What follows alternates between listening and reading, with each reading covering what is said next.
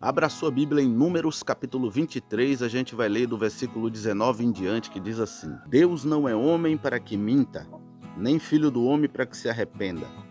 Porventura diria ele e não faria?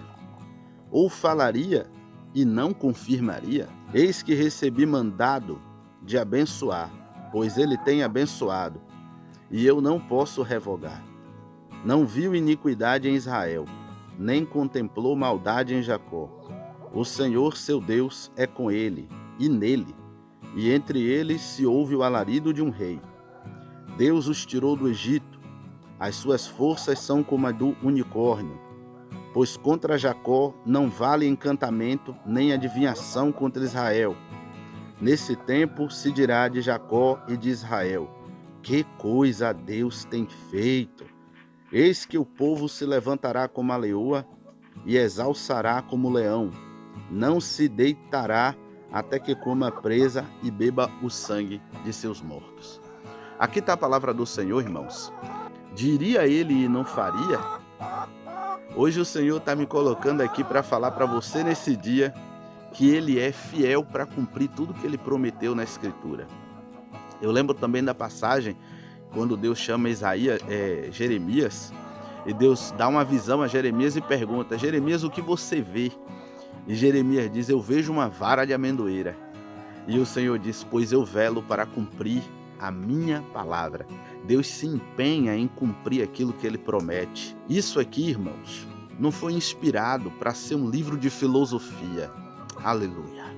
Isso aqui é um compêndio de promessas que o Senhor nos fez. Tudo o que Ele prometeu neste livro virá sobre a vida daquele que acreditar, virá sobre a vida daquele que não duvidar. Esse livro aqui não é um livro para ser estudado como se fosse um livro de filosofia grega, como se fosse um livro de histórias em quadrinho, não. Esse livro aqui é o livro de Deus, que tem promessas para quem acredita em Deus. A Escritura Sagrada fala, e o texto está na tela, que aquele que se aproxima de Deus tem que crer que Ele existe e que, em segundo lugar, Ele é galardoador dos que o buscam. Dependendo da tradução bíblica que você tenha, vai falar que Deus é abençoador daqueles que o buscam, que Deus dá presentes, dá dádivas àquele que o busca. Isso significa dizer que se você crê em Deus, você tem que acreditar que Ele existe em primeiro lugar e em segundo lugar que Ele quer te abençoar. Você tem que acreditar que Deus quer mudar a sua vida. E aí você diz: por que eu tenho que acreditar que Deus quer mudar a minha vida? Porque Ele falou que Ele quer mudar a sua vida.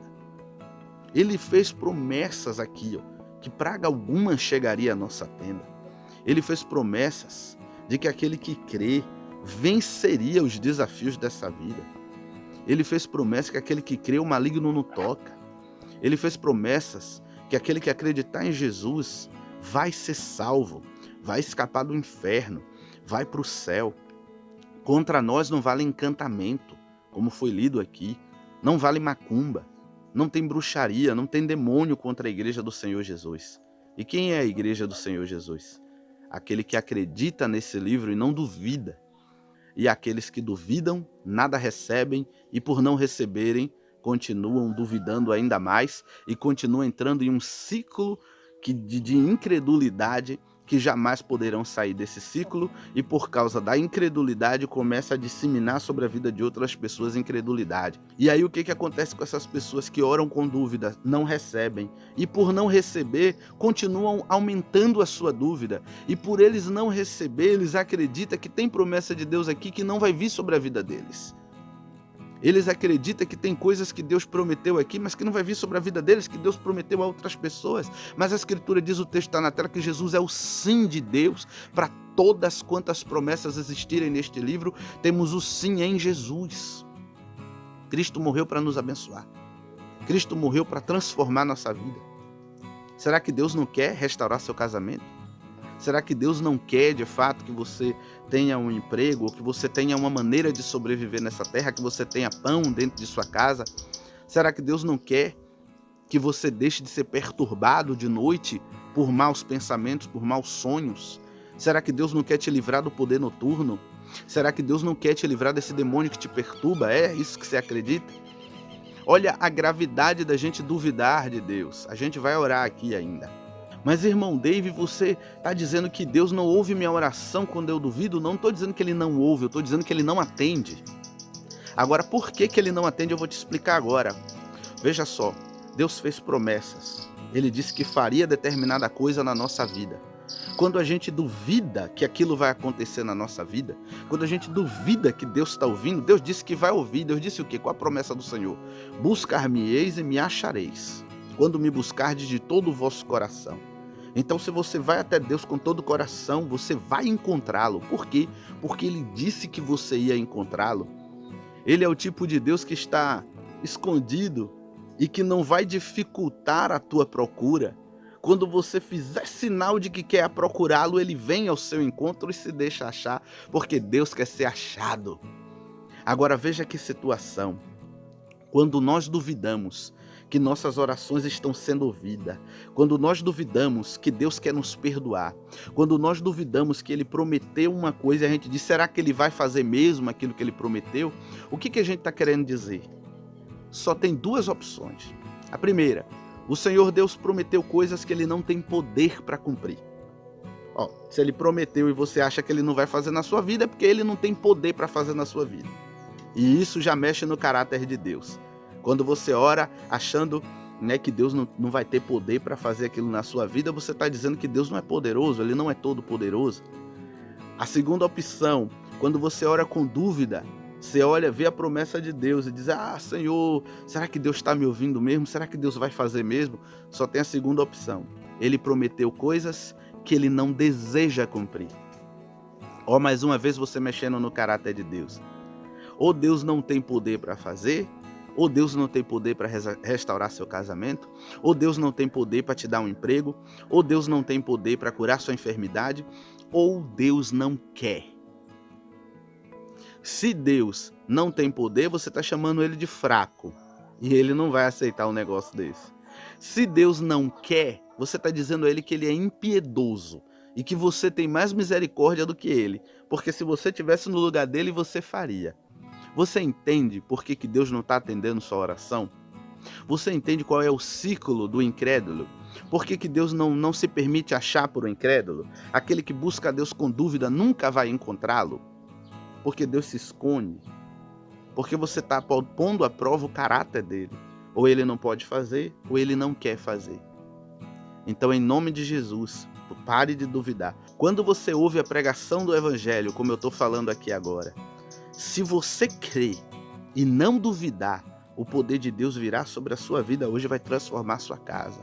O poder de Deus virá sobre você hoje e vai transformar sua vida.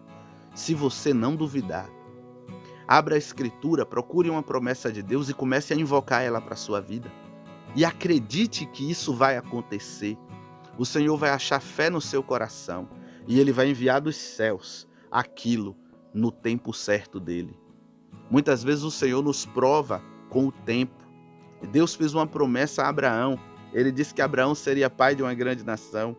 Quando que Isaac veio nascer? 15 anos depois da promessa.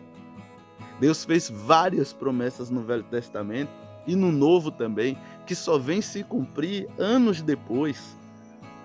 Toda promessa passa pelo teste do tempo. Cuidado. Mas você tem que se manter crendo que Deus vai fazer. Às vezes você ora agora, você quer que Deus faça uma manifestação. Isso não é fé. Se você ora e diz, Senhor, se o Senhor existe, balance aqui esses matos.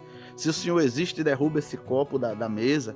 Se o Senhor existe, faça isto ou aquilo acontecer. Isso não é fé. Isso não é fé. Fé é você saber que Deus existe, que Ele quer fazer na sua vida e que Ele vai. E você diz, Senhor, faz.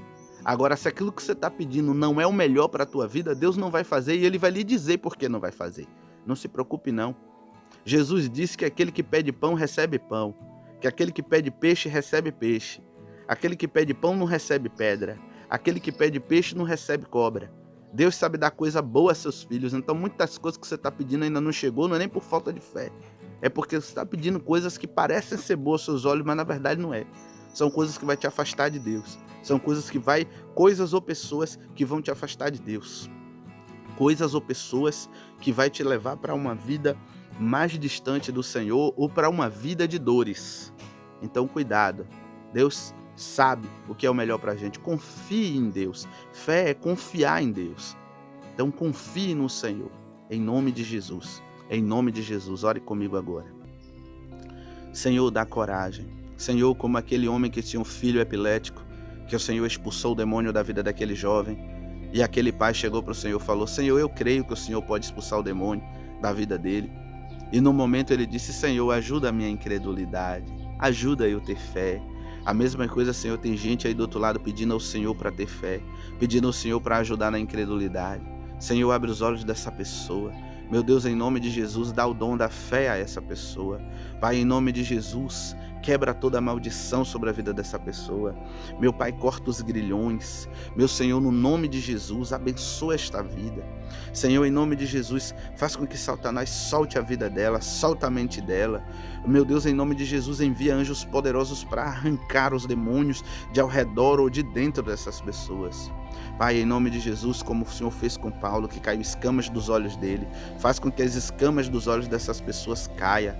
Senhor, abençoa essas vidas hoje. Pai, em nome de Jesus, envia teu Espírito Santo sobre essas vidas.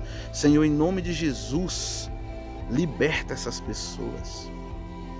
Eu profetizo sobre a sua vida agora libertação, cura, restauração. Que a mão do Senhor esteja sobre você para te abençoar e te guardar. Que toda incredulidade caia por terra e nasça agora fé no seu coração. A fé salvadora e a fé suficiente para você viver a bênção do Senhor nessa terra. Que o avivamento do Senhor venha sobre você.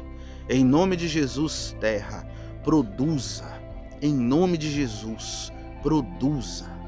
Em nome de Jesus. Amém. Que o Senhor te abençoe e te guarde nesse dia. Tenha um dia, uma noite abençoada no nome do Senhor. Amém.